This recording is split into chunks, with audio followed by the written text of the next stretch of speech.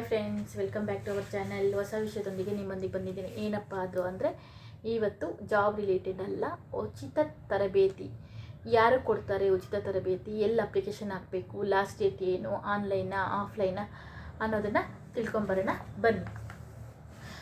ಸರ್ಕಾರಿ ಉದ್ಯೋಗ ಪಡೆಯಲು ಇರುವ ಸ್ಪರ್ಧಾತ್ಮಕ ಪರೀಕ್ಷೆಗಳಿಗೆ ನೀಡಲು ಕರ್ನಾಟಕ ರಾಜ್ಯ ಸರ್ಕಾರ ಬಂದ್ಬಿಟ್ಟು ಅರ್ಹ ಅಭ್ಯರ್ಥಿಗಳಿಗೆ ಅರ್ಜಿಯನ್ನು ಆಹ್ವಾನಿಸಲಾಗಿದೆ. ಉಚಿತ ತರಬೇತಿ ಜೊತೆಗೆ ಬಂದ್ಬಿಟ್ಟು ನಿಮಗೆ ಖರ್ಚಿಗಾಗಿ 5,000 ರೂಪಾಯಿ ಖರ್ಚಿಗಾಗಿ ಕೊಡ್ತಾರೆ.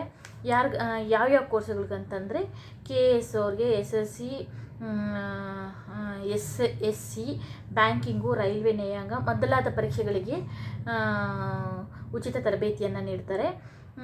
ಆಸಕ್ತಿ ಉಳ್ಳ ಅಭ್ಯರ್ಥಿಗಳು ಹೋಗಿ ಅಪ್ಲಿಕೇಶನ್ನ ಹಾಕಬಹುದು.